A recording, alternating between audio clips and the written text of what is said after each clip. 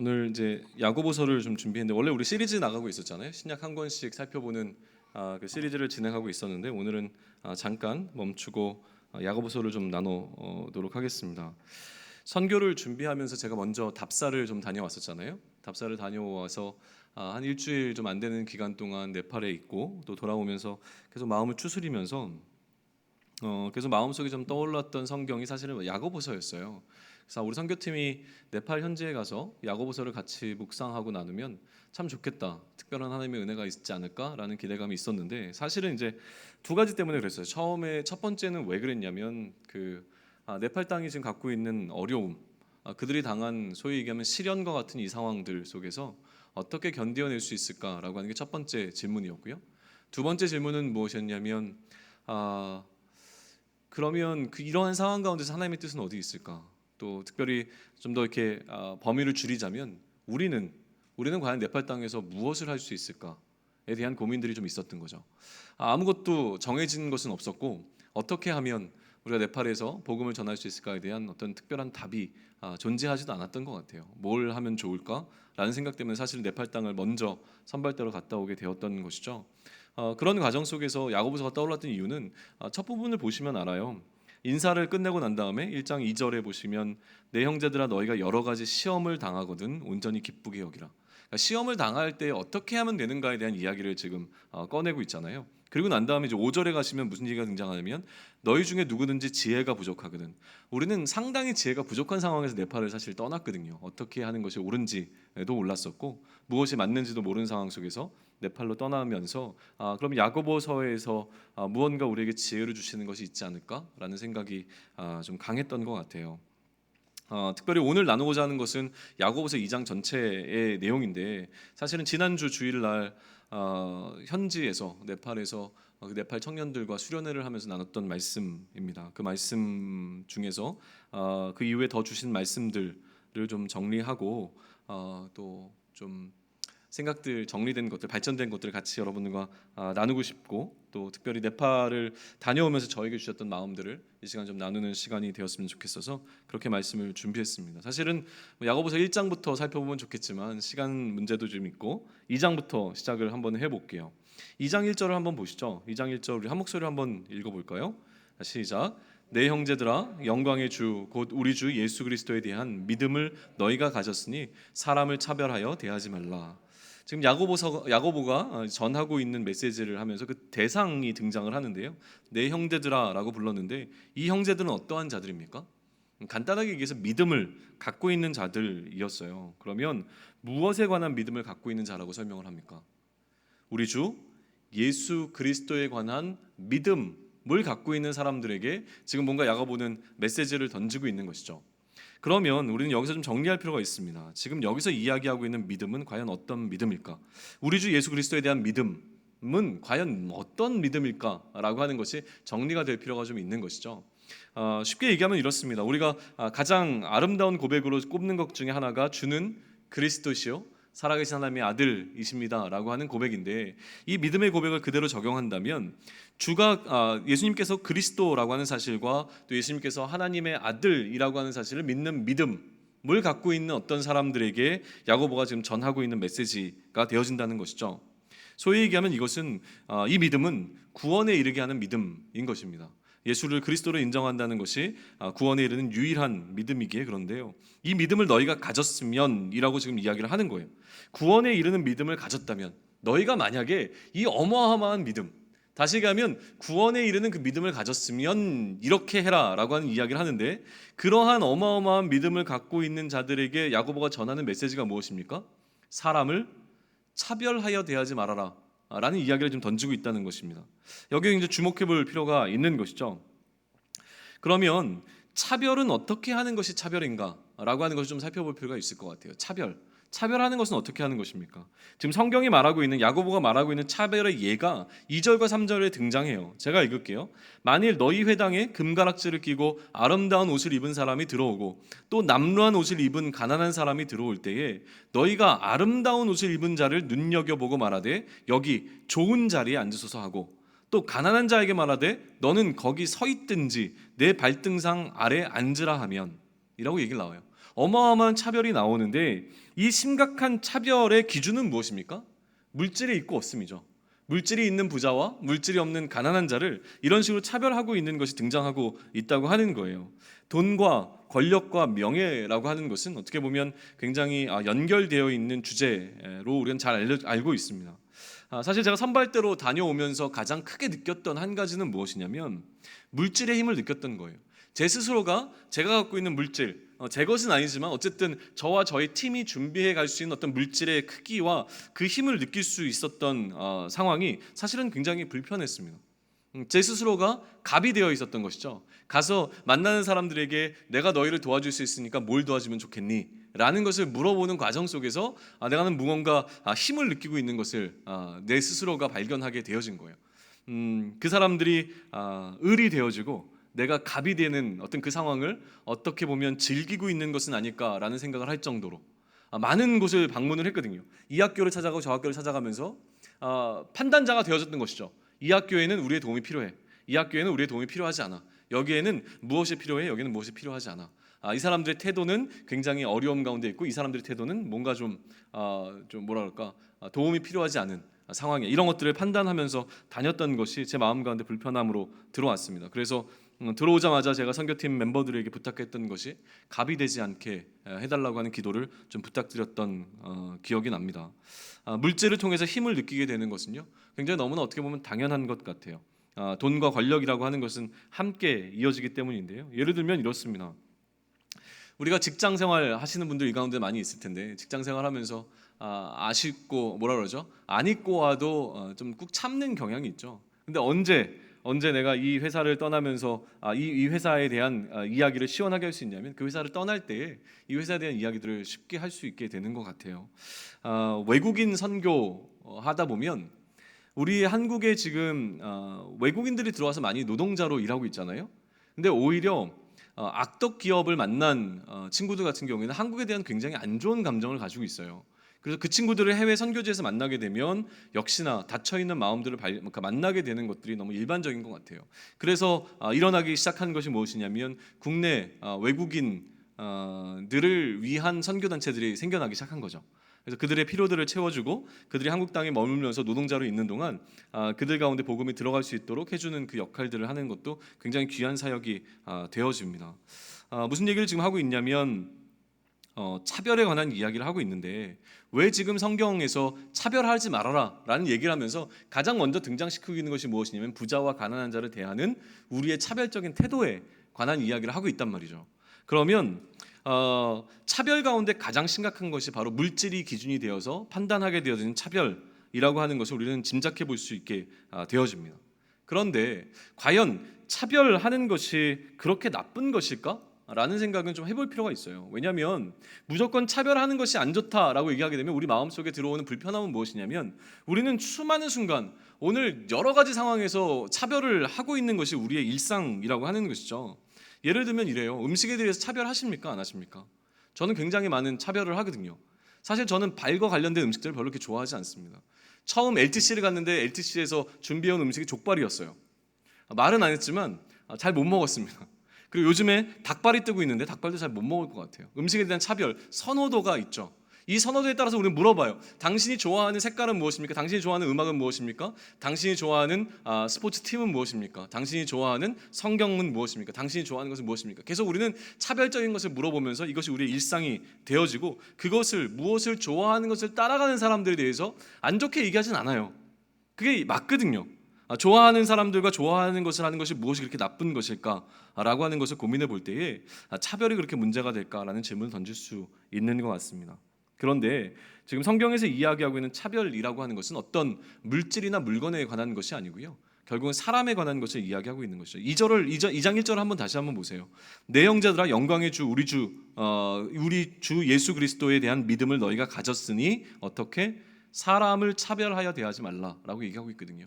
사람에 대한 이야기를 하고 있는 거예요. 그러면 사람에 대한 차별, 사람을 차별하는 것에 있어서의 문제점은 무엇일까라는 것이죠. 사람은 왜 차별하면 안 되는 것일까를 우리가 좀 생각해 볼 필요가 있는 것이죠. 첫 번째로 사람을 차별하는 것의 결정적인 문제 중에 첫 번째는 무엇이냐면 차별은 우리로 하여금 우리가 판단자가 되게 만든다고 하는 것이에요. 4절 한번 우리 한 목소리를 읽을까요? 2장 4절인데요. 한 목소리 읽겠습니다. 시작. 너희끼리 서로 차별하며 악한 생각으로 판단하는 자가 되는 것이 아니냐. 그러니까 차별하는 것은 차별하는 것을 뛰어넘어서 우리로 하여금 우리가 스스로 어떤 자가 되게 만드냐면 우리를 판단자의 위치에 올려놓는다는 것이죠. 이게 차별이 갖고 있는 뭐라 그럴까요? 문제점이라고 보는 겁니다. 단순한 판단이 아니라 어떠한 판단으로 우리가 판단자가 됩니까? 4절 보세요. 단순한 판단이 아니라 무슨 생각으로 판단자가 되는 겁니까? 악한 생각으로 판단자가 되는 것. 그게 바로 성경이 이야기하고 있는 차별이라고 하는 거예요. 우리가 차별하는 모든 경우의 수를 지금 한번 생각해 보세요. 떠오르는 내가 지금 차별하고 있는 어떤 것들에 대한 어떤 사람들에 대한 생각을 한번 떠올려 보세요. 이 사람과 나는 달라라고 하는 것이 과연 우리가 얘기하는 구별인가 아니면 차별인가를 생각해 보면 좋을 것 같습니다. 우리가 차별이라고 하는 것을 떠올리는 순간 이 차별을 구별로 포장했을 뿐이지, 차별이라고 하는 것을 구별로 포장했을 뿐이지 우리의 모든 차별에는 악한 생각이 바탕에 되어 있는 것을 쉽게 알 수 있어요. 악한 생각이 아니면 우리는 차별하지 않습니다. 선한 생각으로 차별을 한다는 것이 있을 수도 없는 일이죠. 거기에 대한 것을 인정하고 들어가는 게 너무나 필요합니다. 우리 안에 존재하는 그룹들이 우리 교회 안에도 있죠. 청년교회 안에도 분명히 있습니다. 그 존재하는 그룹들 가운데서 이게 구별하기 위한 것인지 차별하기 위한 것인지를 우리는 다시 한번 생각해 볼 필요는 있는 것 같아요. 선교를 준비하면서요, 그렇게 저는 가장 많이 기도했던 것이 차별하지 않음에 관한 거였던 것 같아요. 차별하지 않는 것. 특별히 선교를 시작하면서 그 임영신 사모님을 만나서 공정 무역에 관한 것, 공정에 관한 것에 관한 이야기를 좀 듣게 되었어요. 그러니까 공평한 것이 무엇인가? 그 땅의 사람들과 우리가 함께 공평하게 할 수 있는 것, 공정하게 할 수 있는 것이 무엇인가를 좀 주제로 던져주셨던 것이 저에게는 굉장히 큰 도움이 됐던 것 같아요. 선교를 하는 내내 이 공정함에 관한 생각을 놓치지 않으려고 개인적으로는 굉장히 좀 노력을 많이 했었습니다. 한번 이렇게 상상을 해보시죠. 우리가 네팔에 다녀왔는데요. 거꾸로 네팔 친구들이 우리 교회를 찾아왔습니다. 우리 교회를 찾아와서 야, 너희 교회에 우리가 주일학교 이번에 너희 한대는데 여름성경학교를 우리가 해줄게. 그러면서 막 여름성경학교를 막 네팔 아이들이 굉장히 잘해줬어요. 우리의 시선은 그 네팔 친구들을 향해서 어떻게 바라보게 될까요? 너희 나라에 아직 예수 그리스도 안 믿는 사람들이 있으니까 네팔 친구들이 와서 우리가 복음을 전해줄게. 야, 예수님은 당신을 사랑합니다라고 하는 것을 한국말로 어떻게 얘기하니? 이런 거 막 물어봐요. 그래서 그들이 막 선교를 열심히 하는데 우리 보러 좀 도와달라고 얘기를 해요.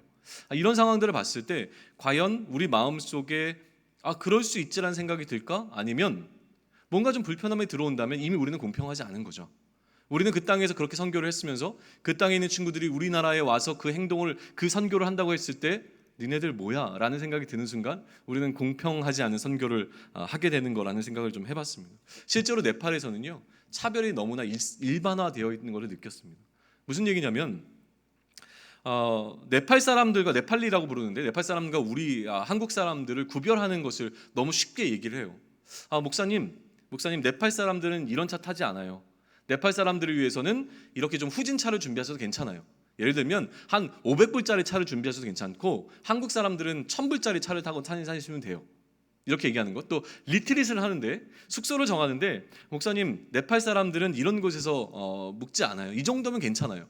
한국 분들은 이 정도 되는 숙소에서 묵으시고 이런 음식을 드시고 네팔 사람들은 이런 음식, 우리끼리는 이런 네팔 음식과 이런 것들 먹으면 돼요. 이런 숙소를 정해주시면 돼요. 이런 것들을 이야기하는 게 너무나 일반화되어 있을 때 굉장히 깜짝 놀랐던 거예요. 그래서 처음에 선발대를 갔을 때부터 그 이후에 우리 선교를 하는 동안 계속적으로 제가 강조했던 것은 우리는 반드시 같은 숙소를 써야 되고 같은 음식을 먹어야 되고 같은 차를 이용해야 되고 또 같은 옷을 입어야 한다는 것이죠. 같이 선교를 하는 것을 우리는 최대한 해보려고 노력했던 것이 이번에 선교였습니다. 우리가 판단자의 자리에 서면 안 된다라고 하는 것은요, 우리에게 있어서는 유일한 판단자가 따로 계시다고 하는 것이에요. 우리가 판단자가 되지 않기 위해서 해야 되는 것은 무엇이냐면 그 판단자의 누구를 하나님을 올려놓는 그 작업을 해야 된다는 것이죠. 사람에 대한 판단은 온전히 누구의 몫이다? 하나님의 몫이다 라고 하는 것을 인정하는 것이 너무나 필요합니다. 그 이야기를 지금 5절부터 7절까지 해서 하고 있어요. 제가 읽겠습니다. 내 사랑하는 형제들아 들을지어다. 하나님이 주체가 하나님입니다. 하나님이 세상에서 가난한 자를 택하사 믿음에 부유하게 하시고 또 자기를 사랑하는 자들에게 약속하신 나라를 상속으로 받게 하지 아니하셨느냐. 너희는 도리어 너희가 판단자가 되는 겁니다. 너희는 도리어 가난한 자를 업신여겼도다. 부자는 너희를 억압하며 법정으로 끌고 가지 아니하느냐. 그들은 너희에 대하여 일컫는 바 그 아름다운 이름을 비방하지 아니하느냐라고 되어 있습니다. 우리의 상식으로 일하지 않는 하나님을 우리의 판단자로 올려놔야 한다는 것을 이야기합니다. 우리가 판단자가 되었을 때 얼마나 우리는 판단 미스를 하게 되는가라고 하는 것에 관한 이야기를 또 전하고 있는 것이죠. 자, 첫 번째 이 차별이 우리에게 주는 가장 큰 어려움, 문제는 무엇이라고 했습니까? 이 차별이 우리로 판단자가 되게 한다는 것인데요. 두 번째, 이 차별이 우리에게 가져다주는 큰 어려움은 우리로 하여금 이웃을 사랑할 수 없게 만드는 것입니다. 그 부분을 한번 보시죠. 8절과 9절인데요. 우리 8절과 9절은 중요하니까 좀 한 목소리로 같이 한번 읽어볼까요? 같이 읽습니다. 2장 8절과 9절 시작.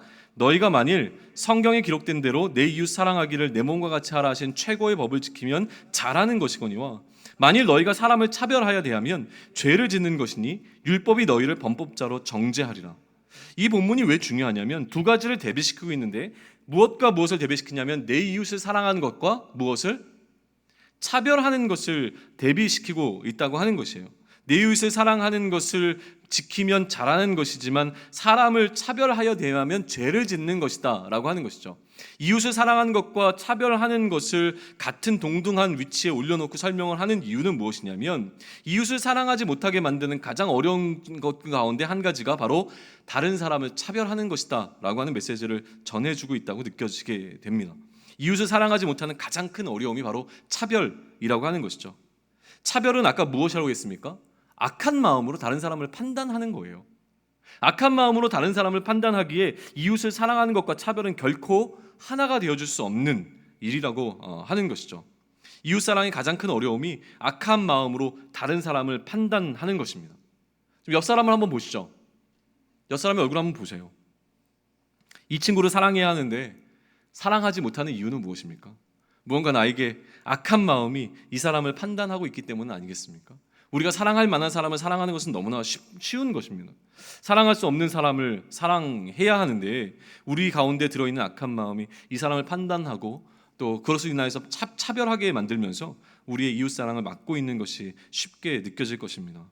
그래서 예수님은 누가 우리가 사랑할 만한 이웃인가에 관해서 이야기하지 않으시고요. 늘 예수님께서 얘기하시는 것은 우리 스스로가 다른 사람에게 좋은 이웃이 되라는 것을 강조하시는 것이죠. 그런데 도대체 이렇게 우리가 다른 사람들에게 좋은 이웃이 되는 것이 쉬운가라고 하는 질문을 좀 던져볼 필요가 있어요. 그러면 우리는 어떻게 차별하지 않을 수 있겠는가? 너무나 어려운데 사랑할 수 없는 사람에게 사랑을 베풀고 또 좋은 이웃이 될 수 없는 상황 가운데서 그들에게 좋은 이웃이 되는 것 어떻게 하면 될까라고 하는 것이죠. 거기에 대한 해답을 지금 오늘 본문이 주고 있습니다. 우리 그 부분을 좀 살펴보면 좋을 것 같은데요. 12절과 13절 우리 한 목소리로 같이 한번 읽겠습니다. 시작. 너희는 자유의 율법대로 심판받을 자처럼 말도 하고 행하기도 하라. 긍휼을 행하지 아니하는 자에게는 긍휼 없는 심판이 있으리라. 긍휼은 심판을 이기고 자랑하느니라. 자, 지금 무슨 이야기를 하고 있습니까? 너무 어렵습니다. 하나님, 어떻게 사랑할 수 없는 사람을 내가 사랑해낼 수 있겠습니까? 어떻게 정말 좋은 이웃이 되기 힘든 그에게 내가 선을 베풀 수 있겠습니까? 라는 생각이 들고 그 사람을 차별하기 시작할 때에 지금 말씀을 통해서 우리에게 주고 있는 도전은 무엇이냐면 판단자가 되지 말고 심판받을 자가 되라는 것입니다. 내가 판단자가 아니라 심판을 받는 자의 입장에 서게 되면 이것들이 가능해진다고 하는 것이죠. 하나님 앞에서 내 행동을 판단받는다면 하나님이 판단자 되어주시고 내가 하나님의 심판을 받는 자가 되어진다면 나의 행동이 어떠해야 하겠는가라는 것을 더 깊이 고민해 볼 수 있게 된다라는 메시지를 주고 있는 것입니다. 선교에 대한 평가를 좀 해야 되는데 사실은 이제 저희가 몇 주 뒤에 평가회를 좀 가지려고 하는데 개인적으로는 이제 선교를 바라보면서 너무 흡족했어요. 사실은 우리가 며칠 날짜가 있지만 사실 실제로 사역한 날짜는 6일이거든요. 5번의 사역을 마치고 평가를 해내는데 이러한 팀워크를 제가 이전에도 또 이후에도 만날 수 있을까라고 생각될 정도로 굉장히 좋은 팀워크를 만났습니다. 또 얼마나 열심히 하는지. 사실 제가 꿈꾸는 청년 사역은 뭐냐면, 이렇게 일에 미친 사람들이 막 죽어라 일할 때 야 니네 좀 쉬어야 되지 않겠냐 이 얘기를 하는 게 저의 소망이었어요. 막 일 안 하는 애들 멱살 잡고 야 좀 뭔가 좀 해야 되지 않겠냐 이 얘기를 하는 게 아니라, 너무 스스로 뭔가를 열심히 하려고 하는 사람들이 야 그러다 너 지친다, 그러다 죽는다, 그러니까 좀 쉬어가면서 하자, 이 얘기를 하는 게 모든 청년 사역자들의 어떻게 보면 꿈이에요. 근데 그게 잘 안 되니까 자꾸 멱살 잡고 끌고 가는 건데, 그렇지 않아도 이번 선교에서 보여준 팀워크와 열심들은 정말 어마어마했어요. 제가 막 체력적으로 오죽하면 체력에 대한 기도의 제목을 올렸을 정도로 제가 못 따라갈 정도였으니까 굉장했던 것 같습니다. 완벽했다라는 생각이 들었어요. 그런데 저는 개인적으로 이제 제가 담당했던 거는 팀원들의 영적인 상태를 돌보는 거였기 때문에 매일 저녁에 나눔을 하고 나면 그 나눔을 했을 때의 이야기들을 다시 한번 생각을 해보고, 이 충격에 뭔가 부족한 것이 무엇일까, 지금 어려운 것은 무엇일까를 생각하고, 또 하루에 있었던 일과들을 정리하고 썼던 돈이라든가 아니면은 했던 것들을 이제 점검하고, 내일 해야 될 일들, 또 무슨 사역을 해야 되고, 또 얼마나 돈이 필요하고, 또 어떠한 마음으로 해야 되는지, 이런 것들을 항상 모임이 끝나고 나면 개인적인 시간을 좀 가졌었거든요. 갖는 동안에 이런 생각이 좀 들었어요. 어떡하지라는 생각이 저에게는 굉장히 강하게 들어온 것 같아요. 어떡하지? 이제 하루밖에 안 남았네. 왜 이 생각이 들어왔는가에 대해서 굉장히 고민을 많이 했던 것 같습니다. 마지막 전날이었는데 어떻게 하면 좋을까? 어떻게 하면 좋을까? 야, 이제 네팔에서 사역하는 날이 하루밖에 남지 않았네. 놓치고 있는 게 무엇일까? 하루밖에 남지 않은 이 사역의 기간 동안 어떻게 보면 시간적으로 따져보면 6시간밖에 남지 않았는데, 이 6시간 동안에 우리 선교팀이 이때까지 수많은 날들을 준비해 갖고 왔는 이 선교의 사역이 정말 빛을 발하기 위해서 정말 6일 동안 우리가 반드시 해야 될 것은 무엇인가? 이때까지 해야 되는데 우리가 좀 부족했던 부분이나 놓치고 있는 부분은 무엇일까에 대해서 굉장히 많이 고민하는 동안 어떻게 하지의 가장 첫 번째는 복음을 전하지 못하면 어떡하지였던 것 같아요. 이 땅 가운데 복음을 우리가 전하지 못하고 돌아가면 어떡할까? 지금까지 사역은 잘했는데 정말 아이들과 잘 놀아주었고 청년들과 좋은 시간 보냈고, 또 학교에 가서 뭔가 데코레이션도 해주고 재밌는 게임도 해주고 다 해줬는데 복음을 못 전하면 어떡하지? 우리 가운데 모든 팀원들 23명의 팀원들이 다 복음을 전했을까? 라는 생각이 좀 들어왔던 것 같아요. 그들을 사랑하는 마음으로 전하는 복음의 방식이 있겠지만, 그러나 입술의 고백을 통하여서 예수님께서 정말로 우리의 구원자 되시고 그리스도가 된다고 하는 사실을 우리는 복음을 전했는가? 라는 생각이 좀 들어왔던 것 같아요. 두 번째는 무엇이냐면, 그렇게 복음을 전하는 것을 통해서 우리 선교팀원들 모두가 복음 전하는 자가 되면 좋겠는데, 봉사자를 넘어서지 못하는 것으로 선교가 끝나면 어떨까? 라고 하는 것으로 정말 안타까움이 좀 들어왔던 것 같습니다. 마지막으로는 이렇게 우리가 이 남은 시간 동안 복음을 전하지 못하면 어쩌면 이 친구들에게는 평생 동안 복음을 들을 수 있는 기회가 없을 수도 있는데, 우리 때문에, 우리가 전하지 못한 이 복음 때문에 이 친구가 나중에 하나님 나라에 들어가지 못하면, 하나님 나라를 깨닫지 못하면 어떡할까? 라고 하는 절박함이 좀 있었던 것 같아요. 그래서 그날 다음날 아침에 팀원들에게 좀 부탁을 했습니다. 반드시 복음을 전했으면 좋겠다. 복음 전하는 것이 본질이고 복음 받는 그 사역을 하면 참 좋겠다. 그러니까 우리가 사람들 앞에 보여지는 그럴싸하고 멋있는 선교가 아니라, 하나님이 보셨을 때 우리 선교를 평가하시는 판단자는 하나님이시잖아요. 하나님이 우리 선교를 판단하시면서 참 잘했다라는 평가를 내리실 때 무엇을 갖고 평가를 내리시겠냐고, 판단을 하시겠냐는 거죠. 우리가 얼마나 그 예수 그리스도의 복음을 그들에게 전했는가라고 하는 부분들이 좀 어떻게 보면 발가벗겨져서 하나님 앞에 놓여지게 될 텐데, 그때 부끄러움이 없으면 좋겠다라는 것이 저에게 주어진 어떤 숙제였던 것 같습니다. 그런데 우리가 이처럼 심판받을 자가 되어서 하나님 앞에서 뭔가를 해나가려고 하는 어떤 그런 상황들까지는 좋은데요, 그런데도 불구하고 잘 안 되는 경우가 있습니다. 잘 안 되기 때문에 지금까지 얘기한 차별하지 마라, 이 차별하지 마라라고 하는 이 이야기가 지금 2장 1절부터 이 중반부까지 계속되는 이야기거든요. 차별하면 안 된다라고 하는 것은 좋아요. 그런데 이 차별하지 않아야 된다는 것을 알면서도 차별을 하게 되는 이유들이 있잖아요. 그래서 이 차별하지 않기 위해서 우리에게 결정적으로 주시는 메시지는 무엇이냐면, 너희가 판단자가 아니라 무엇이 되라? 심판받을 자가 되라는 메시지까지 지금 도달을 했습니다. 그럼에도 불구하고 우리 마음속에 그러면 너무 두렵다. 야, 내가 이 친구를 차별한 것 때문에 나중에 하나님 앞에서 내가 정말로 정죄받으면 어떡할까? 너 죄 지은 거다. 이웃 사랑하지 못한 거니까 너는 죄를 지은 죄인이다 라는 판단을 받으면 이때까지 내가 해온 모든 것들이 다 무너져 내리는데 어떻게 하면 좋지? 이러한 두려움이 들어오세요? 안 들어오는 사람들이 훨씬 더 많을 거예요. 그냥 머리로는 이해가 돼요. 차별하면 안 되는데. 그런데 쟤를 어떻게 사랑해? 쟤 정말 끌어안아야 되는데. 그런데 쟤는 쟤만큼은 안 되는 거 아니야? 이 생각이 들어오는 이 상황 가운데서 어떻게 하면 좋겠는가라고 할 때 저는 의도적으로 야고보가 그 다음에 전개하고 있는 내용이 굉장히 파워풀하다고 느껴집니다. 왜냐하면 2장 전반부의 내용의 핵심은 그거예요. 차별하지 마. 차별하면 안 돼. 차별하지 마. 이 얘기 전했잖아요. 그리고 난 다음에 이거 차별 어떻게 하지? 라는 생각이 들 때에 14절부터 26절까지에서 하는 얘기는 무엇이냐면 행하라는 거예요. 행하라. 믿음 있어? 아까 처음에 얘기했잖아요. 믿음이 있는 자들에게, 예수를 그리스도로 고백하는 그 믿음이 있는 자들에게, 구원받을 만한 믿음이 있는 자들에게 무엇을 하라고 얘기했어요? 차별하지 마 전했잖아요. 그 다음에 후반부에서 나머지에서 무엇을 얘기하냐면 네가 믿음이 있으면 이러한 행함을 보이지 않으면 그 믿음은 가짜야.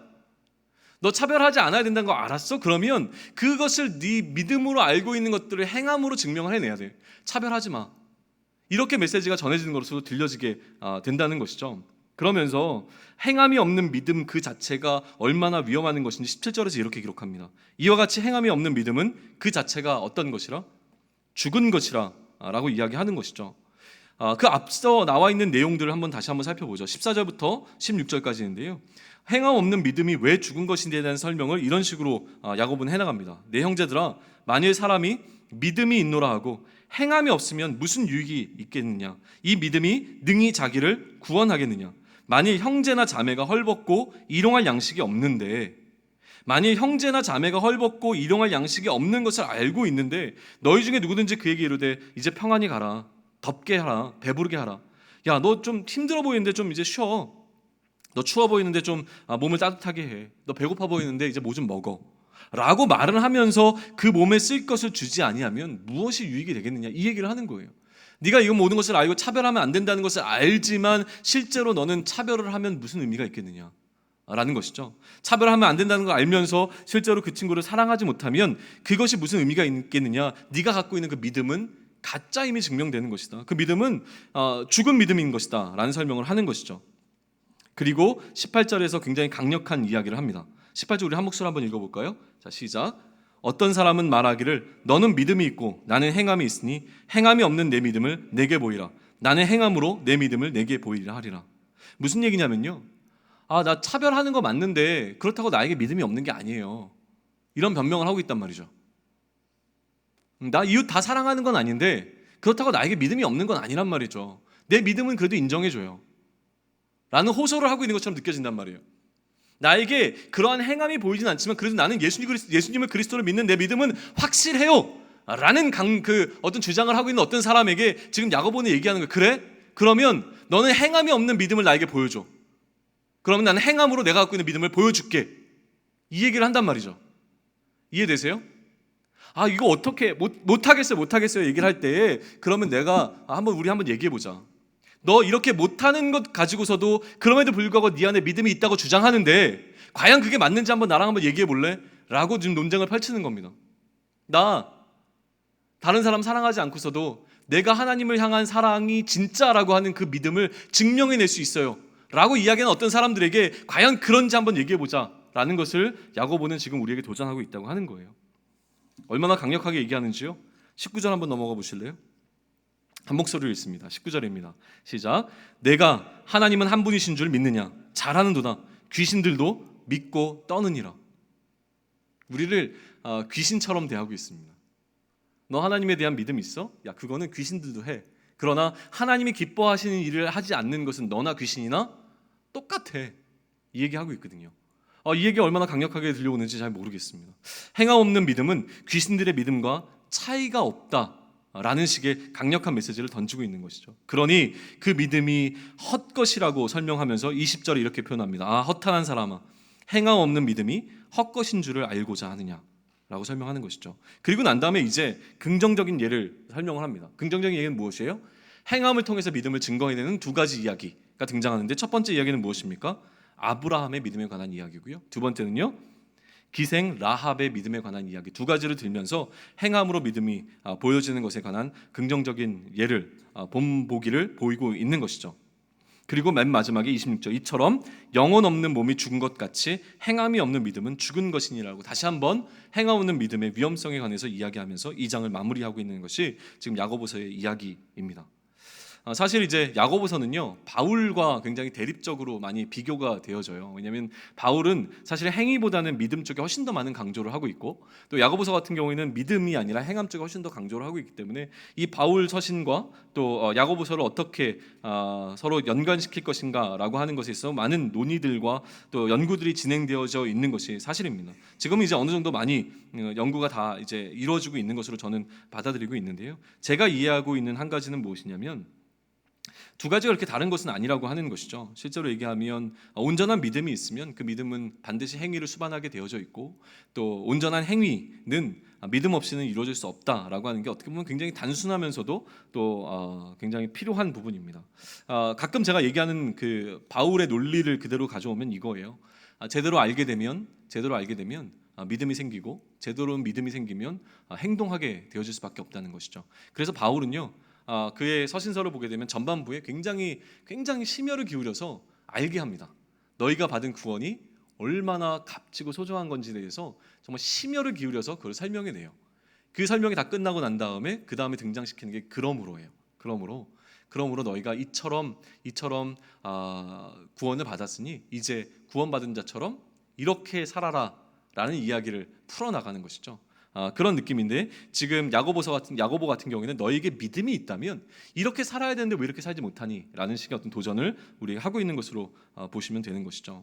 그런데 이 두 가지 본보기의 이야기 가운데서 저희 눈을 사로잡았던 것은 무엇이냐면 23절에 나와 있는 하나님의 벗이라는 표현이에요. 행위로 믿음을 나타내었을 때에 하나님께서 아브라함을 향하여서 나의 벗이다라는 표현을 해주셨다는 것이죠. 하나님의 벗. 그러면 하나님의 벗이 아닌 것은 무엇일까를 좀 생각해 볼 필요가 있는데요. 야고보서 4장 4절로 한번 넘어가 볼까요? 야고보서 4장 4절. 우리 한 목소리로 한번 읽겠습니다. 야고보서 4장 4절. 시작. 가늠한 여인들아, 세상과 벗된 것이 하나님과 원수됨을 알지 못하느냐? 그런즉 누구든지 세상과 벗이 되고자 하는 자는 스스로 하나님과 원수되는 것이라. 하나님의 벗이 아니면 하나님의 원수라고 하는 둘 중에 한 가지밖에 없습니다. 세상과 벗이 되는 것은 하나님의 원수가 되어지는 것이죠. 하나님의 벗이 아니라고 하는 것은 세상의 벗이라고 하는 두 가지, 누구의 친구인가 라고 하는 문제를 지금 야고보는 제시하고 있는 것입니다. 너는 누구의 친구인가 라고 하는 것이죠. 믿음에 합당한 행위가 필요합니다. 그리고요, 우리는 기본적으로 내가 행한 행위를 통하여서 혹은 내가 갖고 있는 이 믿음에 대한 판단을 받고 싶어 해요. 사실 우리 중에서 누가요, 하나님의 벗이 되고 싶지 세상의 벗이 되고 싶은 사람이 누가 있겠습니까? 여러분 가운데서 이 가늠한 여인들처럼 이렇게 표현되어지는 세상의 벗이 되고 싶은 사람들이 있으세요? 사실 우리 모두는 누구의 벗이 되기를 원합니까? 하나님의 벗이 되기 위해서 이 자리에 앉아 있는 거잖아요. 하나님의 벗이 되기를 원하는데 왜 지금 우리는 세상의 벗된 것에 관한 이야기를 또 해야 되는가라고 하는 것이죠. 내 믿음을 판단받고 내가 하나님의 벗인가 아니면 세상의 벗인가를 좀 우리는 굉장히 알고 싶어해요. 그리고 우리가 마음속에 무엇을 안도감을 어떤 걸 얻기를 원하냐면요, 나는 세상의 벗이 아니라 그럼에도 불구하고 세상을 되게 사랑하는데 그럼에도 불구하고 나는 하나님의 벗이다 라는 판단과 평가를 받는 거에 우리의 모든 관심을 쏟아붓고 있습니다. 이해가 되세요? 실제로는 세상을 너무나 사랑해요. 세상의 벗이에요. 세상의 벗인데도 불구하고 이 세상의 벗인 나의 모습을 잘 감추어내는 것을 통하여서 무엇이 되기를 원하냐면 하나님의 벗이라고 하는 인정을 받기를 원하는 것이 우리가 갖고 있는 연약함이 아닌가라는 생각을 해요.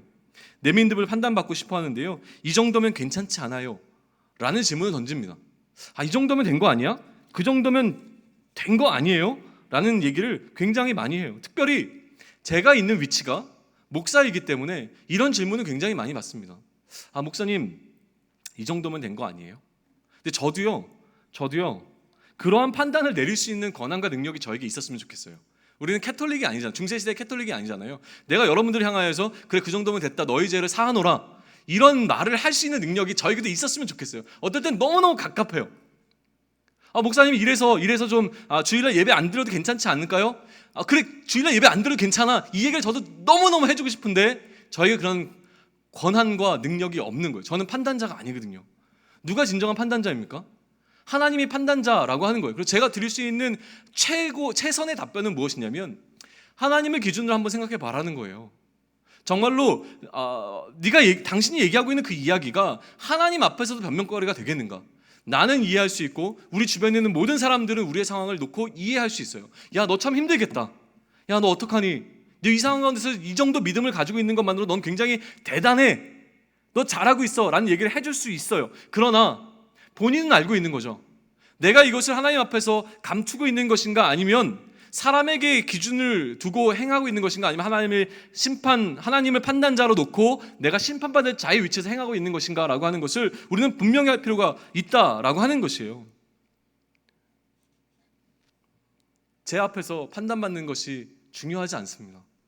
그리고 우리 누군가에게, 공동체에게 있어서 와, 저 친구는 진짜 대단해, 우리 공동체에 이러한 친구가 있다는 것이 너무나 소중한 일이야 라는 칭송을 받는 것이 중요하지 않다는 거예요. 중요한 것은 무엇입니까? 유일한 판단자 되시는 하나님께서 나의 이 모든 행함을 놓고 그래, 너 참 잘했다, 너의 믿음이 증명되었다, 넌 나의 벗이다 라는 얘기를 들을 수 있겠는가를 놓고 씨름하셔야 된다는 겁니다. 하나님 앞에 서셔야 해요. 제가 저의 삶을 통해서 경험했고 또한 계속적으로 말씀을 통해서 확증받는 하나님에 대해서 마지막으로 좀 이야기를 하고 마무리를 지을게요. 분명하고 확실한 거는요, 하나님께서는 결코 그래, 그만하면 됐어 라는 이야기를 하시는 분이 아니에요. 저는 단 한 번도요, 하나님 내가 이 정도 이렇게 했으니까 좀 칭찬 좀 해주세요, 그래 참 잘했다, 그러나 한 가지 더 해야 될 게 있다, 저에게는 항상 그런 식이셨어요. 그리고 저뿐만이 아니라 성경에서 보여주는 모든 하나님의 사람들을 대하는 하나님의 일하시는 방식은 그런 식이에요. 자, 됐으니까 이제 쉬어 라고 얘기하시는 게 아니라 끝까지 표대를 향해 달려나가는 동안 계속 우리를 단련시키시며 마지막 최후의 안식의 그 자리에 들어가기까지 우리에게 쉼을 허락하시는 분이 아니시라고 하는 겁니다. 계속 우리가 해야 되는 역할들이 있기 때문에 우리에게 더 큰 것을 요구하시는 것이 하나님의 방법이라는 것을 저는 개인적으로 느끼고 있어요. 누가복음, 요즘에 우리가 묵상하고 있는 것인데요, 누가복음 8장에 보면 무슨 이야기가 등장하냐면 야이로와 그 야이로 이야기 속에 등장하는 혈루병 걸린 여인에 관한 이야기가 등장을 해요. 그 이야기 한번 생각해 보세요. 여인은요, 무슨 상황인지 아시나요? 회당장 야이로의 딸이 어떻게 됐죠? 아시는데 모른 척하고 있는 거죠? 좀 얘기 좀 해주세요. 네, 죽게 생겼습니다. 죽게 생긴 상황 가운데서 지금 한시가 급해요. 야이로에게 있어서는요. 예수님께서 그의 딸을 낫게 해주신다고 하는 것에 대해서는 분명하게 알고 있었어요. 믿음이 있었어요. 거기까지 이해되시죠? 야이로에게 믿음이 있었습니까? 없었습니까? 예수님이 낫게 해주실 거라는 믿음이 있었기 때문에 예수님을 모시고 가는 길이었잖아요. 고마워요. 난 이렇게 고개를 격하게 끄덕여주시는 분들 때문에 힘이 나요. 자, 그 중간에 무슨 내용이 등장하냐면 가는 길에 누가 예수님의 옷자락을 잡습니까? 혈루병 걸린 여인이 잡아요. 이 여인에게도 무슨 믿음이 있었습니까? 이 옷자락을 잡으면 나을 거라고 하는 믿음이 있었기 때문에 옷자락을 잡은 거예요. 이 여인에게 믿음이 있었죠. 그런데 예수님께서는 더 큰 믿음을 요구하세요. 자, 그냥 잡고 나았으니까 그냥 보내주면 되는데 예수님께서 뭘 했습니까? 누구야? 물었단 말이에요. 이 여인이 모든 사람들 앞에서 내가 잡았습니다라고는 고백을 할 수 있도록 더 큰 믿음을 허락해 주신 거예요. 이 혈루병 걸린 이 여인이 예수님의 옷자락을 잡으면 안 되는 상황이었거든요. 그 상황 가운데서 이 여인이 자신이 했다는 것을 모든 사람들 앞에서 끄집어낼 수 있도록, 그 여인이 갖고 있는 모든 아픔들과 그 속에 있는 모든 것들을 끄집어낼 수 있도록 예수님께서는 그 질문을 던지셨단 말이에요. 그 다음에 야이로에게는 무엇을 요구하셨어요? 그 일 때문에 지체되어서 죽었습니다. 자, 아픈 사람을 낫게 해주실 거라고 하는 믿음을 갖는 것 정도는 괜찮아요. 이제는 야이로에게 무슨 믿음을 예수님께서 요구하신 거예요? 죽은 자를 살리실 수 있다라고 하는 더 큰 믿음을 요구하시는 거란 말입니다. 이해되세요? 이게 예수님의 일하시는 방법이에요. 자, 누가복음을 계속 하다 보면 누가복음에서 계속 이런 식의 패턴들이 등장을 하게 되는데 나중에 누구를 만나게 되냐면 부자 관원을 만나게 돼요. 부자 관원의 이야기에서는 무엇이 등장합니까? 예수님, 내가 다 했습니다. 율법적으로 내가 지킬 것 다 지켰습니다. 예수님이 뭐라고 얘기하세요? 한 가지 부족한 것이 있으니 너희 재물을 다 팔아 가난한 자에 나눠주고 나를 따르라, 이 얘기를 하시잖아요. 더 큰 거를 요구하시는 겁니다. 그 율법을 다 지켰다고 얘기할 정도까지 하려면 이 부자관원, 이게 어떤 관원이라고 나오지만 이 관원이 얼마나 힘들었겠어요. 그런데 예수님께서는 하나 더 요구하시는 겁니다. 삭개오 이야기는 어때요? 그 다음 장에 등장하는데요. 나무에 올라간 것만으로도 얼마나 힘들었겠습니까? 예수님께서 내려오라고 하시고 그와 함께 식사를 하시는 모든 과정들을 통해서 예수님께서는 삭개오가 그냥 한번 예수님을 보고자 했던 것을 뛰어넘어서 훨씬 더 큰 그의 고백들을 하는 것을 요구하신다고 하는 것이죠. 이게 예수님께서 우리에게 주시는 어떻게 보면 원포인트 레슨이 아닌가라고 하는 거예요. 자, 무슨 얘기를 하고 싶은 거냐면요, 내가 넘어서야 할 것에 관한 이야기를 하고 싶은 겁니다. 차별하지 말아라고 얘기를 했습니다. 차별하는 것만이 우리가 갖고 있는 가장 큰 문제이겠습니까? 그러나 야고보서는 지금 그의 독자들에게 전하고 싶은 가장 큰 메시지 중에 한 가지는 차별하면 안 된다는 거예요. 차별하지 않기 위해서 우리가 해야 될 것이 많고, 차별할 수 없는 상황을 넘어서는 것이 너의 믿음을 위해서 필요하다는 것을 우리에게 말하고 있는데, 그렇다면 우리가 지금 갖고 있는 이 정도의 믿음만으로도 충분하지라는 생각이 아니라 이것을 뛰어넘어 또 한 가지 우리에게 요구하시는 예수님의 이 요구를 우리는 어떻게 이해하면 좋겠냐라고 하는 것이죠. 믿음이 없는 자들에게 이야기한 것이 아닙니다. 너희에게 믿음이 있어? 그러면 너희에게 믿음이 있기 때문에 차별하면 안 된다라는 이야기를 던진 것과 마찬가지로, 너희에게 믿음이 있어? 우리에게 믿음이 있습니까? 우리에게 믿음이 있다면 그러면 이거 하나 더 해야 된다라고 우리에게 지금 주고 있는 메시지가 무엇이냐고 하는 거예요. 예수님께서 욕심이 많기 때문이 아니에요. 예수님께서 우리에게 더 큰 믿음을 요구하시는 이유는 뭐냐면, 예수님께서 욕심이 너무나 많기 때문에 그러신 것이 아니라 그 믿음이 우리를 구원까지 이끌고 나갈 수 있기 때문에 그렇습니다. 그게 필요한 겁니다. 믿음의 근육을 키워 나가는 것이 필요하다는 것이죠.